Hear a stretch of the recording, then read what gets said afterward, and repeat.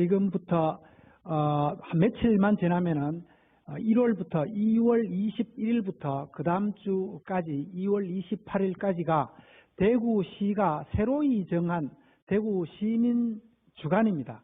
시민주간을 맞이하여 대구 정신이 무엇인가를 살펴보는 이 뜻깊은 강좌를 두 개를 마련한 것 같은데, 그 중에 첫 강좌로서 제가 여기에서 말씀드리게 된 것을 굉장히 기분 좋게 생각합니다.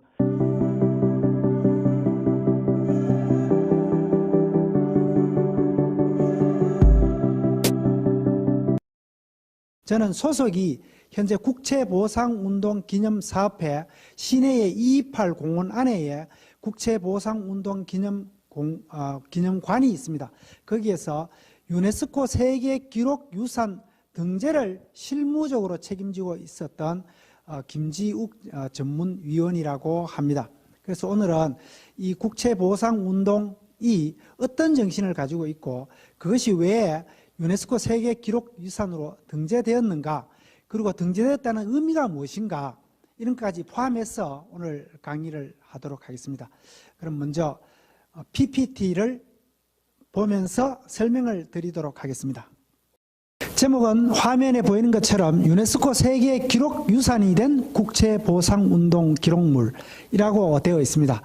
우리 지금부터 한 20여 년 전에 대구에서 일어난 국채보상운동이 어떻게 되어서 국채보상운동이 일어났고 이것을 어떻게 우리가 대구 정신으로 승화시킬 것인가를 저보다가 한 20여 년 선배님 되시는 분들이 굉장히 자료를 많이 준비하고 연구를 해서 사단법인을 만들고, 그리고 그 뜻을 제대로 전달하기 위해서 10여 년 전에 기념관을 만들었습니다. 10여 년 전에 기념관을 만들고 나서 이게 이만큼 우리나라를 위해서 독립운동을 한 이 정신이 세계에 바로 알릴 수 있는 방법이 없겠느냐라고 연구한 끝에, 한 10여 년 정도 연구한 끝에 유네스코 본부에서 주최하고 그 정신을 기리는 유네스코 세계기록유산이라는 것에 우리가 등재를 시켜보자라는 운동을 시작하게 된 것입니다. 그래서 제가 그 실무 책임자로서 일을 하게 되었고, 그 결과가 2017년도에 이렇게 유네스코 세계기록유산이라는 이름으로 등재가 되게 되었습니다. 대구시의 입장에서 보면은 굉장히 엄청난 쾌거를 이룬 것이었죠. 그전에는 사실 대구가 세계에 내세울 만한 것이 그렇게 특징적인 게 있지 않았습니다. 그런데 2017년도에 이 국채보상운동 기록물이 유네스코 세계기록유산으로 등재가 되고, 곧 이어서 바로 대구시가 음악창의도시라는 이름으로, 유네스코가 인정한 음악창의도시라는 이름으로 동시에 유네스코가 인정한 두 가지의 대표 정신이 등장하게 된 것이죠. 그래서 대구시에서도 그전부터 준비하고 있었습니다만은 이러한 대구의 중요한 정신을 기려서 옛날부터 있었던 대구 시민의 날, 주로 10월 달에 있었는데 대구 문화축제도 하고 했는데 10월 8일을 대구 직할시가 승격된 100일째 되는 날을 대구 시민의 날로 정했는데, 그것보다는 제대로 된 대구 정신을 찾아서 기려보자라고 해서 2월 21일이 국채보상운동이 일어난 첫 번째 날이고, 그리고 2월 28일이 우리나라 민주화운동이 처음으로 일어난 날인 이 8일 동안을 대구 대표 정신으로 기리는, 대구 정신을 기리는 날로 만들어보자라고 해서 대구 시민주간을 만들어보자 이렇게 했습니다. 그래서 시범적으로 2016년도부터 시범적으로 운영을 해오다가 작년에 공식적으로 대구시 조례가 통과가 되고, 그리고 작년 이어서 올해에 본격적으로 대구 시민의 날을 기리는 날을 행사를 하게 되었습니다. 그래서 공식적으로는 올해가 처음으로 대구 시민의 날이 새로 변경되고 나서 2월 21일을 대구 시민의 날로 정하고 나서 공식적으로 대구가 기리는 날이 되겠습니다. 그래서 이 제목이 유네스코 세계기록유산이 된 국채보상운동이라고 되어 있는데, 그러면 국채보상운동이 무슨 의미를 가지고 있는가를 처음부터 한번 살펴보도록 하겠습니다. 보상운동 기록물을 유네스코 세계 기록 유산으로 등재를 하는 과정에서 돈도 많이 들었고 시간도 많이 들었고 우리나라 전국 각지에 있는 전문가들이 다 달래붙어서 이걸 정리 분석하고 의미 찾기 하고 학술 세미나 전시회 등 무수히 많은 활동을 통해서 겨우 유네스코 세계 기록 유산으로 등재에 성공을 했는데 그 성공이라는 정서가 바로 이겁니다. 제가 보면 제목이 UN 유네스코라고 돼 있죠. 위에 유나이티드 네이션 교육, 과학, 문화 기구 이렇게 돼 있잖아요. 제일 위에 영어로 그죠. 그리고 밑에 자격증 그래가지고 인증서 그래서 여기 있는 한문은 국채보상운동 기록물 이런 뜻입니다. 국채보상운동 기록물. 언제 했느냐? 대한민국 대구에서 이 기록물을 갖고 있었는데 신청을 하고 그리고 2017년 10월 30일에 발급을 받았다. 증명서를 발급합니다. 그리고 여기 누구냐 하면은 이리나 보코바 디렉터라고 돼 있죠. 유네스코 사무총장, 그 당시에 유네스코 사무총장의 이름이 이리나 보코바였습니다. 이리나 보코바 이름으로 이 증서를 발급받았습니다. 그래서 나중에는 이 증서도 얼마나 중요하면 이 증서 자체도 또 새로운 기록물이 되어가지고 이게 국보급 예우를 받게 될 겁니다. 지금은 이 증서를 받음으로써 실질적인 가치는 어디만큼 있느냐? 사실은 법적으로 딱 정한 건 아니지만은 유네스코 세계 기록 유산으로 등재가 되면은 국보급 예우를 합니다. 어떻게 어디서 하느냐? 문화재청에서 이 기록물을 유네스코 세계 기록 유산으로 등재되는 순간 기록물이 등재되는 순간 그때부터는 문화재급 보호라는 것은 뭐냐 하면은 문화재를 발굴하고 보존하고 수리하고 그걸 정리하고 연구하고 전시하고 그리고 또 그 내용을 가지고 교육을 하고 홍보하는 비용 일체를 국보급 수준에 맞는 그래서 그 엄격히 말하면 문화재급인데 사실 예우 수준은 국보급에 해당되는 만큼의 예우를 해줍니다. 그래서 우리 유네스코 세계기록유산으로 등재가 됐다는 이 증서를 받고부터는 우리가 문화재청으로부터 직접적인 예산을 지원받아가면서 우리가 기록물을 관리하고 수리하고 교육하고 전시하고 이런 활동들을 하고 있는 겁니다. 이 증서가 굉장히 중요한 겁니다. 이 증서 하나 받기 위해서 대구에서는 거의 10여 년에 걸쳐서 준비하고 정리했다. 이렇게 보시면 될 것 같습니다. 그래서 그만큼 험난한 과정을 거쳐서 되는 것이니까 우리 대구 시민들은 그만큼 어려운 과정을 거쳐서 이 증서를 하나 받았구나. 유네스코 세계기록유산으로 등재가 됐구나. 이렇게 생각하시면 될 것 같습니다. 사실 지방문화재, 지방보물로 지정을 받는 과정도 굉장히 절차가 복잡하고 그런데 이 국보급 예우에 해당되는 만큼 받으려면 정말 힘든 과정이 있었다고 이렇게 보면 되겠죠. 그래서 유네스코 세계기록유산으로 등재를 하기 위해서 준비는 굉장히 오랫동안 했습니다만 본격적으로 실무진을 꾸려가지고 팀을 꾸리고 대범시민운동을 한 것은 2015년 이 신문에 나오는 거 보면 2015년 5월 1일 돼 있죠. 5월 1일 날 대구 시민들이 수천 명의 시민들이 국채보상공원 대구시 종각 앞에 모여서 대종각 앞에 모여서 이런 국채보상운동을 유네스코 세계기록유산으로 등재하자라는 범시민 발기대회를 였습니다. 그래서 매일신문에 보면은 톱 기사로 이렇게 크게 나와 있고 그 3면에도 넘어가면은 이렇게 또 이어서 나와 있고 그 당시에 유네스코 세계기록유산을 추진하기 위한 추진단장님의 인터뷰 기사까지 이렇게 나와 있습니다. 그래서 대구 사람들이 그만큼 이 유네스코 세계기록유산으로 등재하기 위해서 굉장히 노력을 많이 했다. 이렇게 보시면 될 것 같습니다. 그래서 유네스코 세계기록유산이란 그러면 무엇인가? 이거 유네스코 세계기록유산은 세계적으로 인류가 만들어낸 그 자산 중에 아주 중요한 보물 중에서 전쟁이라든가 자연재해라든가 등등에 인해서 기록물이 자꾸 사라지니까 그 정신을 계속해서 이어주기가 굉장히 위태롭다. 그래서 유네스코가 그걸 유네스코 세계기록유산으로 인정을 하면 그만큼 범세계적으로 보호할 가치가 있다라고 인정을 하는 겁니다. 그래서 유네스코 세계기록유산이란에서 보면은 종류도 보면은 세계기록유산 말고 유네스코 등재 유산의 종류가 이렇게 보면 세계유산이란 말이 있고 세계유산 안에는 또다시 문화유산이 있고 복합유산이 있고 자연유산이 있습니다. 이런 종류가 있고 그 다음에 또 보면 인류 무형문화유산이라는 것도 있습니다. 여기도 보면 우리나라가 굉장히 많은 자산을 가지고 있고 밑에도 무형문화유산에도 엄청나게 많이 갖고 있습니다. 예를 들면 우리가 많이 알고 있는 강강술래, 강릉단오제, 판소리, 처형무, 가장 최근에 등재된 것은 한국의 전통 레슬링 씨름이죠. 이게 남북한이 공동으로 했습니다.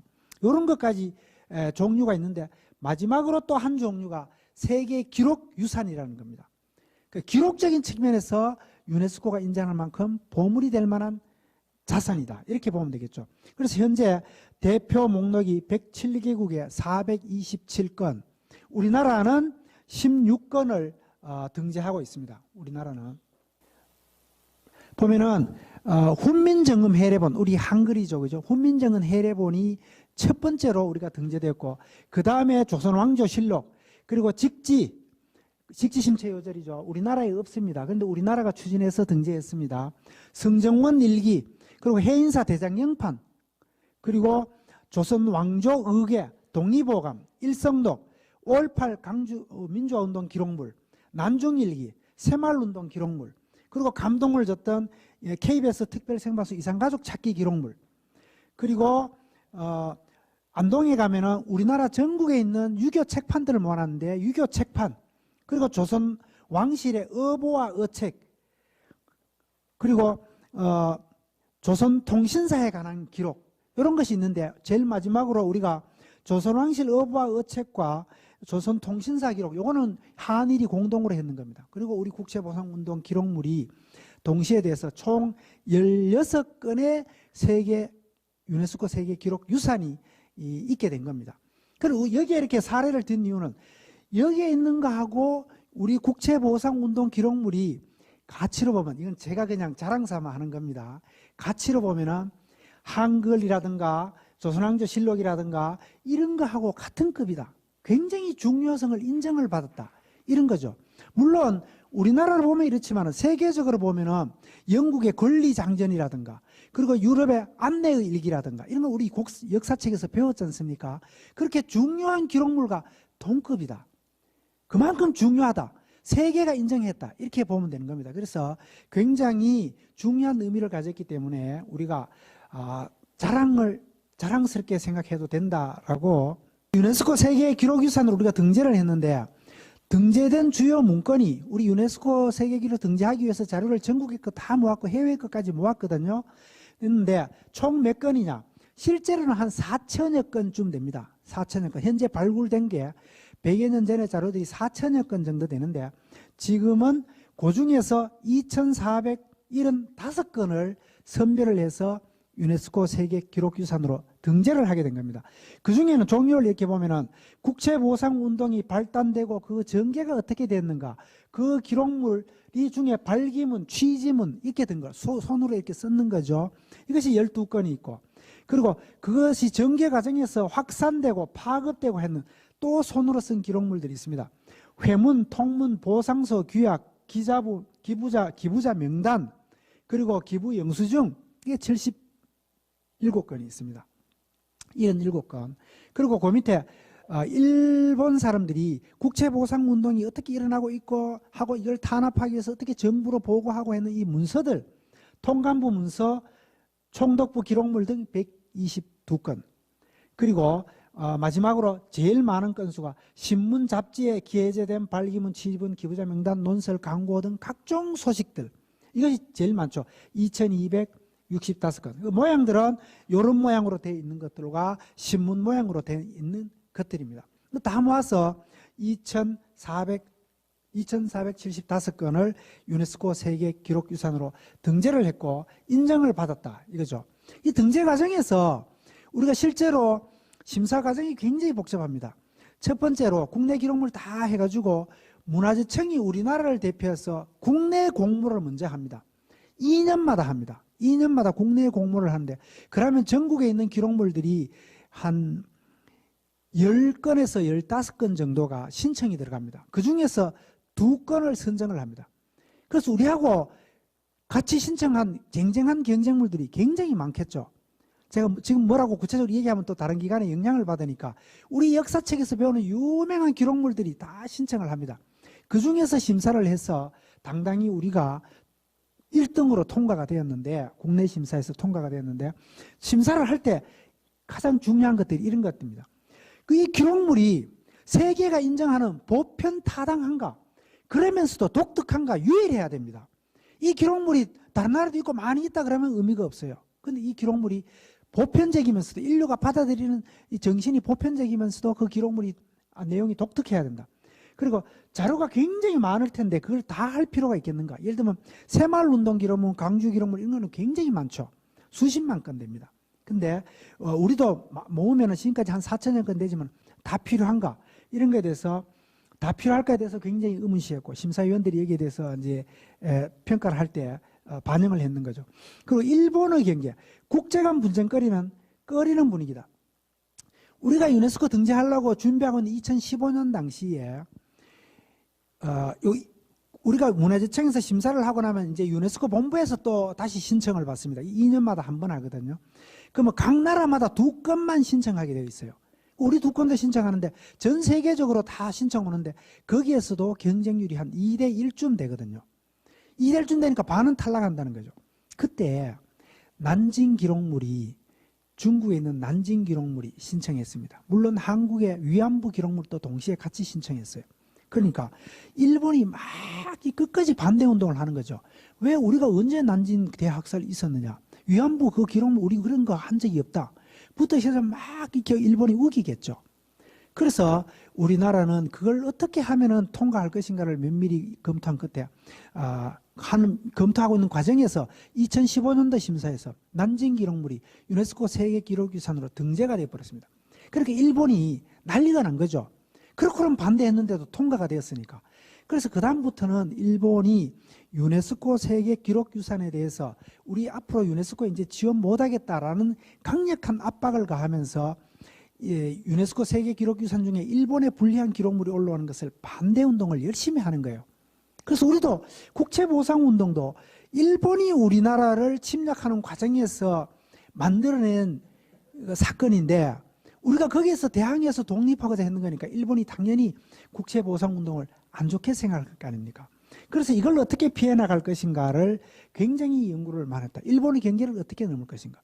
나중에 결론적으로 설명을 하겠습니다만 우리도 교묘하게 일본의 눈을 피해서 2017년도에 당당히 성공을 하게 됐습니다. 그런데 우리나라 중에서 아직도 위안부 기록물은 일본의 반대로 지금 심사를 총 3번 정도 했는데 다 탈락했습니다. 일본이 반대로.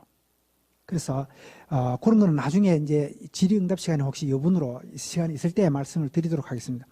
그리고 학술 세미나를 통해서 학술적으로 이 국채보상운동 흐름이 객관화되었느냐. 우리 중학교 교과서에 한 5줄 정도 나옵니다. 고등학교 교과서에 한 반 페이지 정도 나옵니다. 3.1운동이라든가 다른 4.19 기록물이라든가 여러 가지 의병활동은 몇 페이지씩 나옵니다. 우리는 짧게 나오거든요. 근데 학술적으로 이게 어느 정도 기록물들에서 객관화가 증명가 됐는가를 굉장히 따지는 거죠. 왜냐하면 문제가 있는 기록물이면 인정을 하면 안 되니까. 국제간 비교연구, 이 유산 사례를 통해서 우리의 기록물에 담긴 정신이 세계에 영향을 미칠 정도로 가치가 있느냐를 따져보는 겁니다. 그래서 가치가 있다는 걸 우리가 증명을 했는 거죠. 그 다음에 국민적 관심, 결국은 이 국민들이 아무 관심도 없는 거, 기록할 보존할 가치도 없는 거를 너희들끼리 아무리 해봐야 뭐 아느냐 이런 거죠. 그래서 아니다, 국민들이 굉장히 관심을 갖고 있다라고 해서 우리가 100만인 서명운동을 해서 그 서명했는 증거들을 자료로서 제출을 했는 겁니다. 그래서 이런 절차들을 거쳐서 까다로운 심사위원들을 설득을 하고 해서 결국은 우리가 당당히 1등으로 통과된 겁니다. 이런 국채보상운동이 그러면은 어떤 과정을 거쳐서 어떻게 결론이 났는가에 대해서 한번 살펴보도록 하겠습니다. 19세기 중엽에 일본은 우리나라를 침략하기 위해서 이런 과정을 다리 거쳤죠. 우리 역사교과에서 근세사에 나오는 항목들이죠. 열강들이 침입하고 개화를 요구하고 조약 체결하고 그리고 그 과정에서 위정척사운동, 이모군란, 갑시정변, 동학革명, 갑오개혁 등등이 많이 일어나죠. 그리고 대한제국을 수립하게 되고 나중에 러일전쟁이 일어나게 되고 러일전쟁의 결과 포스머스 조약에서 일본이 드디어 한국을 점령하겠다 하는 공식적으로 인정을 받게 되죠. 그리고 을사적약, 그리고 결국은 국권 강탈이 일어나는데 이 와중에 우리가 이러한 운동들, 국권회복운동, 항일의병, 애국개몽운동 그 중에 하나로 국채보상운동이 일어났는 겁니다. 그래서 그 근대사 중에서 점점 열강들이 침입하고 특히 일본이 아주 교묘한 전략으로 쳐들어올 때 우리는 거기에 대항해서 우리는 가만히 있지 않았다는 거죠. 가만히 있지 않았다. 그래서 국채보상 당시의 배경은 아까 이런 게 있었고, 그러다 보니까 일본이 우리나라 화폐 문제를 가지고 일본 돈을 쓰게 하기 위해서 교묘하게 화폐 발행권도 박탈을 합니다. 그래서 경제권을 통감부가 경제력을 쥐고서 화폐 발행권뿐만 아니라 그 일본 돈 유통이라든가 이런 거 외채도 우리는 전혀 필요 없는데 일본이 저거가 쓰기 위해서 저거가 돈을 가져가고 외상을 빌려왔다는 것을 우리 이름으로 달아놨습니다. 그래서 우리 빚이라고 우기는 거죠. 사실 우리 빚이 아닌 거죠. 일본에서 다 가져와가 했는 건데. 그래서 대구에서 전국적으로 그 당시 분위기 이래서는 안 된다는 분위기가 있었겠죠.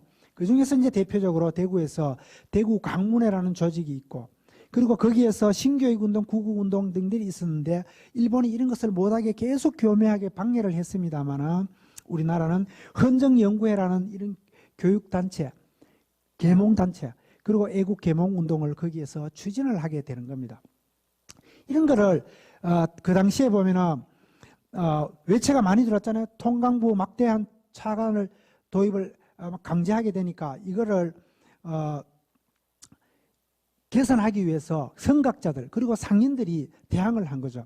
그 당시에 대한제국의 국채가 1906년 말입니다. 1906년 말. 국채보상운동은 1907년도 일어나는데 1906년 말에 6년 말에 빚이 1,300만 원까지 올라갑니다. 이렇게 되니까 그 당시에 선각장이었던 관료 출신의 김광재 선생과 상인 출신의 서상돈 선생이 중심이 돼서 무슨 운동을 했냐면 그 당시에 대구 광문회라는 조직을 만들어서 여기는 출판 교육단체입니다. 출판물을 많이 만들어서 우리나라 계몽운동을 해야 된다, 교육을 해야 된다 라고 했는 거기에 그 대구 광문회 안에 대동 광문회라는 조직을 대구 광문회라는 조직이 있어. 대구 광문회 안에 대동 광문회라는 그 지식인들이 공부하는 모임이 있었죠. 거기에서 총회를 하는 자리에서 총회가 다 끝나고 나서 이제 제안을 하게 됩니다. 그래서 국채보상 운동을 일으키자라고 주장을 하게 되죠. 서상동 선생은 경상북도 김천 출신이고 연세가 김광재 선생보다 한 16살 정도 더 많죠. 김광재 선생은 관료 출신인데 충청남도 보령 출신입니다. 그래서 이 구체적으로 날짜를 보면은 왼쪽의 장면은 서문시장 장면입니다만 서문시장의 그 옆에 있던 사무실이겠죠. 1907년 1월 29일에 대구 강문사라는 조직 안에 강문사 문회락 하는 것이 지식인들 모임이 있었습니다. 지식 모임인데 그 강문사 문회라는 이름을 우리 대동 강문회로 바꾸자. 이렇게 이름을 명칭을 바꾸는 총회를 했죠. 특별히 했는데 그 총회 다 끝나고 나서 일본이 이렇게 교묘하게 외채를 강요로 하면서 우리나라 자꾸 빚을 지우는데 이 빚 갚아버리고 온전한 우리가 독립국가가 되자라고 처음으로 제안을 합니다. 처음으로 제안하니까 그 당시에 있던 사람들이 만인들이 바로 그 자리에서 찬성을 하고 모금운동을 하고 하게 되죠. 그래서 그보다 약 1월 29일이니까 한 20일 정도 뒤에 공식적인 발기인 대회를 하게 됩니다.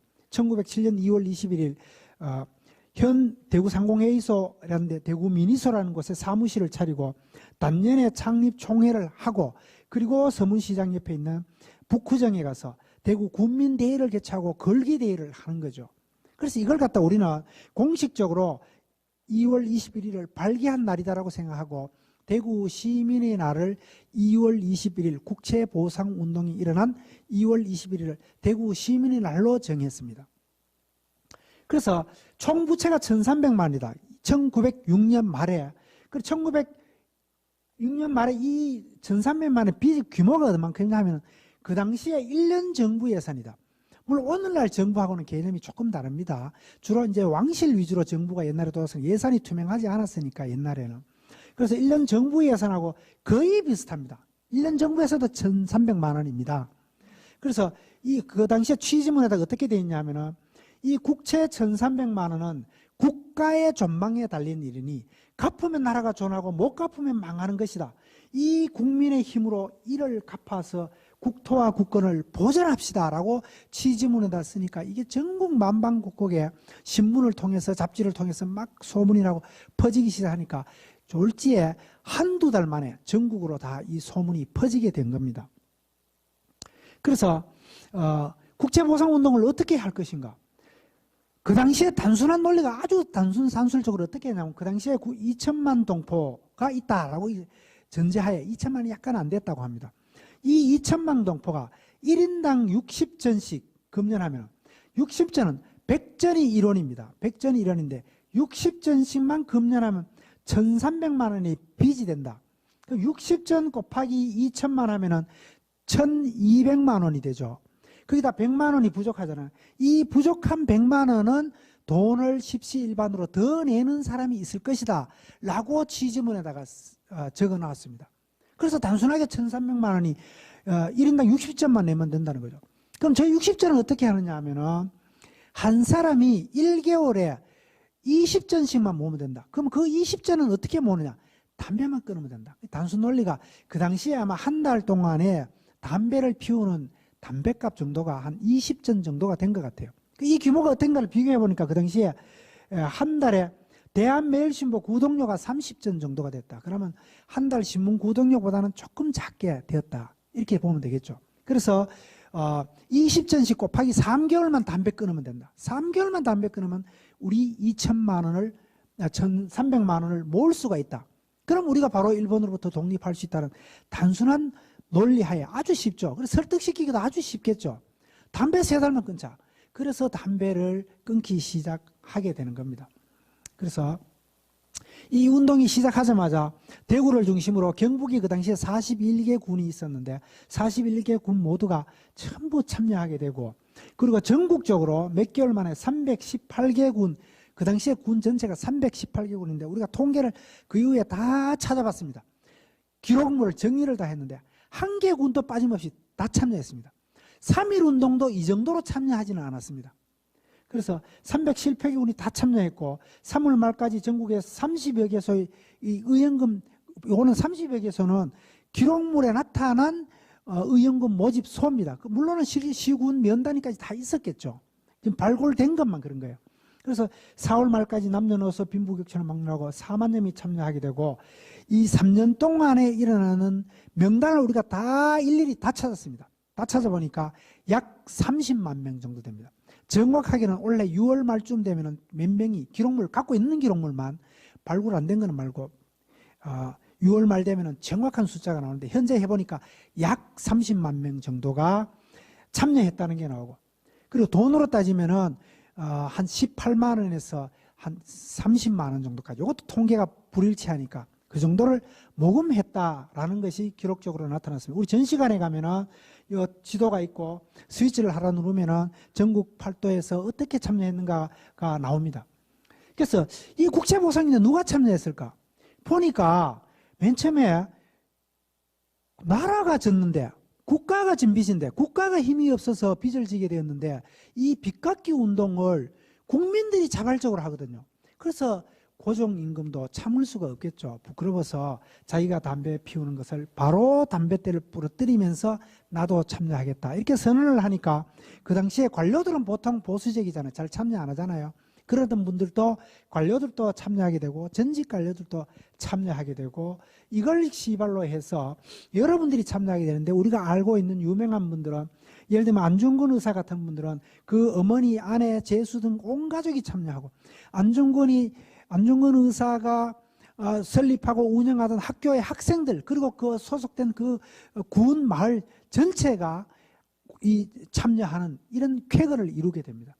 그리고 안창호 선생님도 1902년도에 뜻한 바가 있어서 미국 유학을 갔는데 거기서부터 미국 유학 가서 이래서는 될 일이 아니다. 독립운동을 해야 되겠다 해서 다시 5년 뒤에 돌아와서 신민회를 만들어서 비밀결사 조직 독립운동을 해야지 했는데 처음으로 2월 달에 인천 한국으로 돌아와서 처음으로 한 것이 서울 사무소에 가서 의연금을 내는 겁니다. 35원을 기부를 합니다. 이런 분들이 이렇게 하게 되니까 리더들도 하게 되니까 그 이후에 전국 방방곡곡에 리더뿐만 아니라 전 국민이 다 참여하게 되죠. 그래서 저 밑에 보면은 콩나물 장수, 국밥 장수 등 대구 서문시장 상인들도 서울에서는 상로, 진공, 노복, 백정, 인력거군 등 일부러 서문시장 얘기하고 서울 얘기해놨는데 이렇게 되면은 전국에 있는 모든 계층들이 다 참여했다는 겁니다. 참여하게 되고 양반뿐만 아니라 관리자들 물론 리더 역할을 해야 되니까 당연히 참여하게 됐고 심지어 우리 기념관에 오면은 안전뱅이 거린 서문시장의 거린들도 자기가 거린에서 얻은 수입도 갖다 내었다라는 이것을 우리가 이게 상으로 만들어서 전시를 하고 있습니다. 그리고 그 당시에 가장 신분적으로 좀 낮은 직위에 있었던 기생앵무도 100원이나 냈다. 이 100원이 얼마나 크냐면은 뭐 정확한 통계는 아닙니다만은 그 당시에 기와집 2채 값에 해당되는 겁니다. 그래서 이 앵무라는 기생이 의원 사무소에 찾아와 가지고 거기에 이제 관리자들이 앉아 있었을 겁니까? 거기서 이 뜻있는 운동을 한 데서 비록 천한 계층이지만은 기생이라고 참여하지 않을 수가 없다. 여기에 있는 내가 지금 1,000원이나 10,000원도 당장 낼 수가 있지만은 남자들이 1,000원 10,000원을 내겠다면은 나도 따라서 1,000원이나 10,000원까지도 낼 테니까 많이 내세요. 근데 우선 100원을 내겠습니다. 이러니까 기와집 2채 값에 해당되는 어마어마한 금액의 의연금을 그 자리에서 내고 갚는 거예요. 그래서 그 당시에 참여했던 사람들이 정신을 차릴 수가 없었다 하는 비슷한 표현이 신문에 나와 있습니다. 아주 감동받았다는. 그래서 이렇게 되니까 그 다음에 이 앵무하고 순서는 잘 모릅니다만 남일동 폐물 폐지 부인에 남일동의 진골목에 있는 그 리더들의 부인들조차도 그리고 며느리들조차도 참여하고 그래서 남일동에 있는 사람들을 폐물 폐지 부인회라는 조직을 만들고 이러다 보니까 이 소식이 방방곡곡에 다 퍼지게 됩니다. 그래서 전국에 28개 여성단체, 17개의 준 여성단체가 참여했다. 이것도 전국에 다 있었지만은 지금 기록물로 발굴된 것이 이렇다는 거예요. 그래서 이거를 이렇게 여성들이 적극적으로 참여한 적이 그동안에 우리나라 역사에는 없었다는 거죠. 전국적으로 참여한 것은.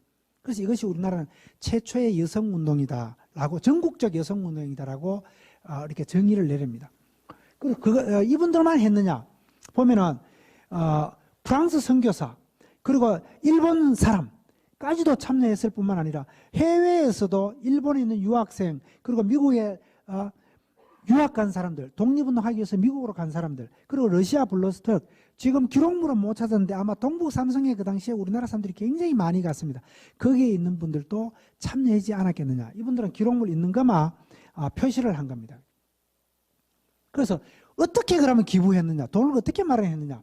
기록물을 보니까 어린아이는 세뱃돈을 냈고 심부름값을 모았고 집신과 뗄나무를 팔았다. 그리고 양반집에도 천민들이 굉장히 많았는데, 하층계급들이 많았는데 이분들도 노동을 팔아서 번 돈으로 했다. 심지어 서민들은 집도 팔고 소도 팔았다. 뭐 과부 얘기도 많이 나옵니다.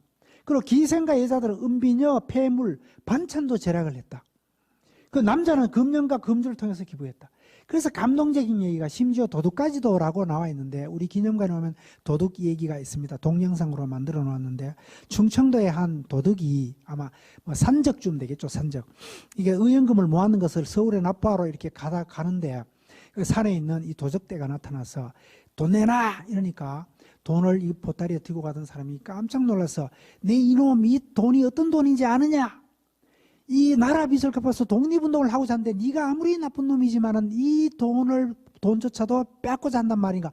이러니까 이 도덕이 그 자리에서 바로 무릎 꿇고 사죄를 하면서 죽을 죄를 졌다. 그 대신에 내 가진 돈까지 내주세요 하면서 10원을 냈습니다. 10원. 10원이 어마어마한 돈이잖아요. 그래서 또다시 보따리를 들고 가던 돈을 들고 가던 분도 감동받아가, 그러면 네 이름도 신문에 내줄 테니까 네 이름이 뭐고? 이러니까 도저히 자기 이름을 신문에 낼 수는 없잖아요. 그래서 충청도의 어떤 도적이라고 해주세요. 이래서 신문에 보면은 그 얘기가 그대로 나와 있으면서 충청도의 한 도적이 그러면서 10원을 냈다는 게 신문에 나옵니다. 왜냐하면 띠먹지 않았다는 걸 표시해야 되니까 신문에 내줘야 되잖아요. 그게 기사에 나와 있습니다. 감동적인 사례들이 많이 발굴되고 있고, 우리 국채보상운동 이런 관련 기록물들이 뒤에 책자 있는데 나중에 필요하신 분은 가지고 가세요. 빚에서 빛으로라는 책 안에, 스토리북 안에 이런 내용들이 나와 있습니다. 확산은 어떻게 했느냐? 전국적으로 대한매일신보 등 그 당시에 16개 언론, 제일 많이 발행했던 부수가 대한매일신보인데 한 전국에 3,000부 정도 발행을 했답니다. 전국에 삽시간으로 그냥 막 바로 하루 이틀 만에 다 퍼지죠, 신문에다가. 그래서 대한자공의 월보 등 잡지로도 내용 집중적으로 보도했고, 여기 있는 기록물들을 우리가 다 찾아내어서 유네스코 세계기록유산으로 등재를 하게 됐습니다. 그러다 보니까 당연히 관심을 가지지 않다가 전 국민이 일어나니까 이제 일본이 관심을 가지게 되고, 일본 경찰들이 일거수일투족을 조사해서 다 보고하게 되고 탄압을 하게 되겠죠. 그래서 일제 앞잡이 이지용부터 시작해서 그 일진회를 동원해서 이 탄압을 하게 됩니다. 그 뒤에 탄압의 방법이 여러 가지 나옵니다. 이 당시에 그래서 우리나라에 헤이그에서 제2차 만국평화회의에 이준 열사가 바로 가기 직전에 서울에서 연합회 소장을 하면서 모금회 소장을 했거든요. 그래서 이 상황을 헤이그 밀사 사건에 나오는 거기에 그 기자회견을 하면서 돌린 회람에 보면은 지금 대한민국에서는 국채보상운동이 일어나서 독립을 위해서 이렇게 열망을 표현할 때 그것이 이 한 3페이지 정도는 되는 것 중에 반 페이지 이상이 국채보상운동이 일어나고 있다는 상황을 전하고 있습니다. 그래서 이게 국제화되겠죠. 이 국채보상운동이. 그래서 일제통감부는 양기탁과 배설을 의연금 횡령죄로 재판해야 합니다. 왜냐하면 전국적으로 일어난 계기가 대한매일신보를 통해서 전국적으로 삽시간에 막 의연자 명단이 막 매일 막 수십 명, 수백 명씩 올라가 신문에 그 별지라 그러니까 뭐죠? 특별로 호외까지 발간해서 계속해서 전하니까 전 국민이 다 참여하니까 이걸 탄압해야 되겠다. 그런데 그 당시에 언론규제법을 만들어서 다른 신문들은 다 탄압을 할 수 있는데 이 배설이 운영하는 대한매일신보는 탄압을 할 수 없어요. 왜냐하면 영국인 소유이기 때문에 치유의 법권이 적용이 되는 거라. 그래서 다른 신문들은 다 탄압해서 게재를 못하게 하는데 여기는 끝까지 가거든. 그래서 여기서 모금운동을 대한매일신보에서 주최를 해서 돈을 모았는데 거짓말로 덮어 씌우는 거죠. 양기탁과 배설이 돈을 횡령했다. 그러면서 국채보상금 비소 사건, 우리말로 요즘에는 소비죠. 소비 사건이라고 해서 고발을 합니다. 3만 원을 횡령했다. 그래서 이걸 막 횡령해가 구속시키고 이렇게 해서 결국은 재판 결과는 무죄로 풀려납니다만은 이렇게 되니까 국민들이 진짜 내가 한 푼 두 푼 담배 절약해서 갖다 내었는데 이게 지도자들이 돈을 횡령한단 말이다. 그러면서 어떤 사람은 내 돈 내도라고 막 항의도 하고 이렇게 하니까 이게 흐지부지 식기 시작하는 겁니다. 일제는 이걸 노린 거예요. 그래서 점점 분위기가 식기 시작했는데 일제 국채보상 저지 및 민족 언론 활동을 봉쇄하고 유일하게 베델이 계속해서 하게 되니까 베델조차도 추방을 하기 위해서 이렇게 재판에 넘겼다라는 거죠. 그래서 결국은 시민들의 불신감을 생기게 하고 운동 추진 주체의 취약성을 드러내기 때문에 운동들이 전국적으로 방방곡 일어나니까 오늘날처럼 이게 언론 매체가 막 지도력을 일률적으로 발휘할 수는 없잖아요. 그 당시의 상황을 생각을 해보면. 그러다 보니까 각 지역별로 일제 앞잡이를 동원해서 야, 네 돈, 내 돈 돌려달라고 재판 걸어. 이렇게도 얘기하고 일부에 또 실제로 어떤 모금회에서는 서울에 있는 모금회 총무했던 사람은 일부러 실제로 자금을 횡령하기도 하고 그 다음에 또 그 리더들을 꼬셔가지고 네 거기서 있지 말고 우리 편으로 온나 라고 해서 일진회로 모셔가기도 하고 이렇게 해서 점점 교묘하게 탄압을 해서 결국은 1907년에 시작된 것이 7년 8년 동안에 왕성하게 이루어지다가 9년쯤 된 8년의 재판을 걸었거든요. 재판 거니까 9년쯤 사그러지다가 1910년이 되니까 강제 통합을 하게 되고 통합하면서 그 돈들은 강제로 일본의 그 통감부로 다 싹그리 다 돈을 빼앗기게 됐습니다. 그 당시에 이제 모금한 돈을 그러면은 다 모으지는 못했으니까 일제로 이렇게 점점 일제 침략하게 들어가게 되는데 이 돈을 어떻게 할 것인가 라고 지도자들이 몇 회에 걸쳐서 모여가 총회를 합니다. 그 총회하는 것이 이왕 모아놓은 돈은 가지고 우리 교육사업을 하자, 대학교를 짓자, 학교를 짓자, 이렇게 해서 의견을 모아서 토지를 구입하려고 하니까 일제가 앞장서서 땅을 못 사게 하고 교육활동을 못하게 하고 방해하다가 결국은 1910년에 강제 통합이 되고 그 돈마저 다 뺏기게 됩니다. 거기서 일제가 우리가 모아놓은 돈을 강제로 뺏어갔다는 증거가 일부가 대구에 그 당시에 통감하에 있던 경찰이 가져간 돈을 가져가면서 왜 가져가냐 이러니까 무슨 명분, 이 돈은 잠시 우리 경찰서에서 보관합니다라고 그 증서를 주고 돈을 뺏어가는 흔적이 남아 있습니다. 전체 금액은 지금 현재 행방불명, 알 수가 없습니다. 그래서 강제로 통합되면서 다 빼앗기지 않았겠느냐 이런 생각을 갖고 있는 거죠.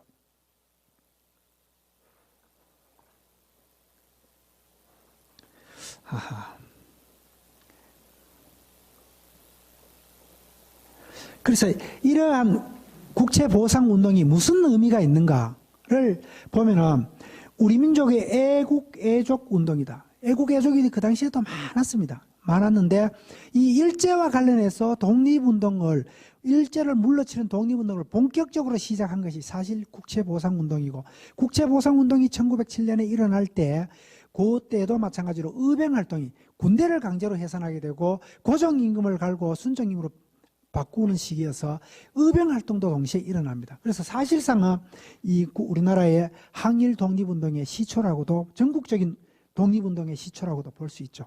우리나라의 최초의 전국적 여성운동이다라는 의미가 있고, 그래서 우리나라 최초의 전국적 시민운동, 이 시민운동을 통해서 근대적 시민운동입니다. 그죠? 근대적 시민. 우리나라 최초의 학생운동이다. 그 대신 전국에 있는 학생들이 그래도 어린 학생이더라도 다 선각자 개념으로 들어가 있는 거죠. 다 공부를 하고 있으니까. 우리나라 최초의 언론 캠페인이다. 언론을 통해서 전국적으로 이만큼 동시에 일어난 적은 이것이 최초라고 보면 되죠. 그 이후에도 보면은 언론에서 많은 활동을 하게 됩니다. 그죠? 언론이 마라톤 대회부터 시작해서 막 전 국민들을 모으는 활동을 하게 되잖아요.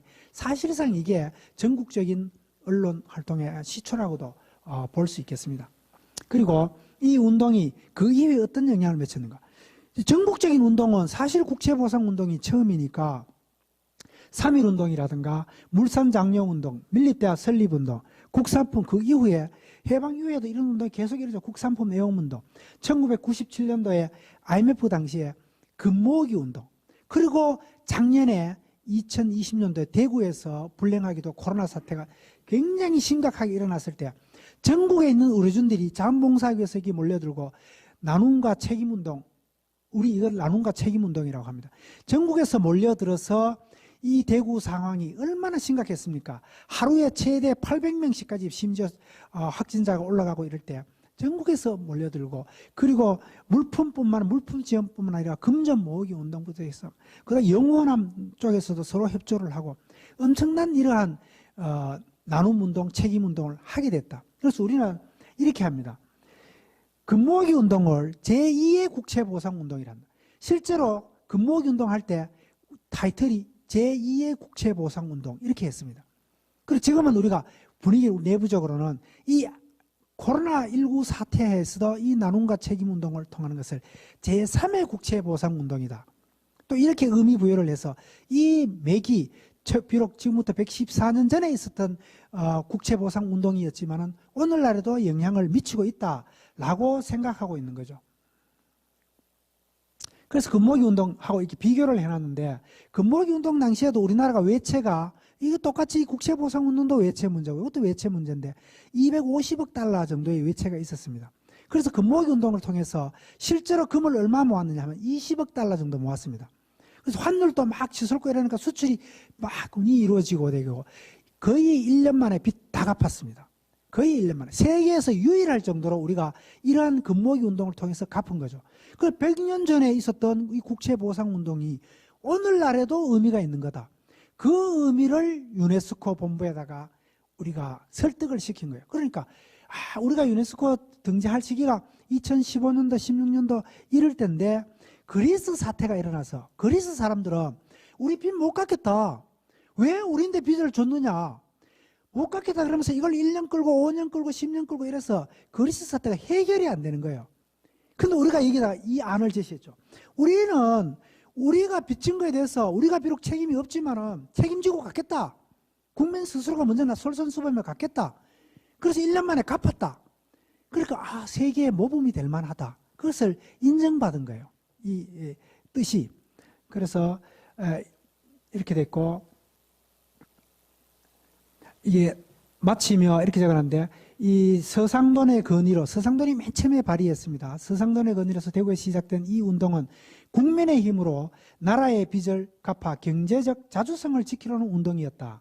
그리고 다양한 계층이 참여해 전국적인 모금운동이 전개됐지만 통감부의 탄압과 방해로 비록 성공하지는 못했죠. 물론 우리나라가 독립운동하는 중에 어떤 독립운동이든 간에 그게 직접적으로 바로 성공하지는 않았죠. 이러한 영향들이 하나하나 다 모여서 결국은 1945년도에 해방을 맞았다. 이렇게 보면 되겠죠. 그래서 오늘날에도 보니까 올해 2020년도 수능고사에도 나왔어요. 매년 국채보상운동이 수능고사에 한 문제씩 꼭 나옵니다. 그래서 이것도 몇 년 전에 건데, 2년 전에 건가? 제가 자료를 찾아놓은 겁니다. 보니까 문제가 이렇게 나옵니다. 요거는 수능 문제가 아닙니다. 수능 문제가 아니고, 요거는 그 다음 문제가, 요게 수능 문제입니다. 수능 문제. 이 문제 한번 볼까요? 가 운동에 대한 설명을 오는 것은 가락지에 담긴 애국심. 아까 우리 맨 처음에 받는 방송하고 똑같은 거죠. 이 가락지 보여주고, 발생 연도가 2007년도. 발행 배경은 전국적으로 금주, 금년, 가락지, 금목일 통해 성금을 마련하여 일본에 뭐 어떻게 했다. 이렇게 돼 있죠. 이 저절로 넘어가네. 일본에 빚을 갚으려고 한 무슨 운동이다. 여기에 대해서 잘 올바르게 설명한 것은 이렇게 돼 있죠. 그래서 3번에 대한매일신문 등 언론의 지원을 받았다. 나머지는 다 비슷합니다만은 아닙니다. 이런 문제가 오늘날에도 수능고사에서 계속 나올 정도로 역사적으로 위치가 굉장히 중요한 위치를 차지하고 있다. 이런 뜻입니다.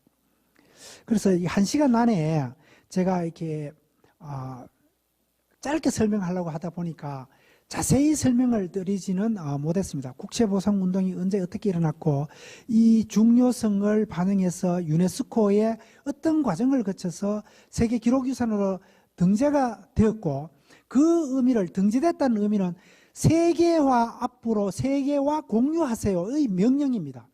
세계화 공유했어요. 그래서 현재부터 우리가 하고 있는 것은 이 국채보상운동 기록물에 담긴 정신을 세계화 공유하고자 국제세미나 외국인 전문가 불러들이고 우리가 외국에 나가서 전시하고 교육하고 영어로 모든 자료들을 발굴해서 탑재해서 사이버상 올리고 이런 활동들을 지금 계속하고 있습니다. 그래서 대구가 그동안에 상당히 대구를 비판하는 사람들은 많습니다. 폐쇄적이고 보수적이고부터 많지만은 이 대구 정신이라는 것은 비단 국채보상운동 정신만 아니라 이 민주화운동의 시발적이었던 2.28 정신도 있고 그리고 우리나라를 지킨 인진내란 때 의병활동도 80상 전투부터 시작해서 굉장히 중요한 역할을 했고 의병활동도 있었고 그리고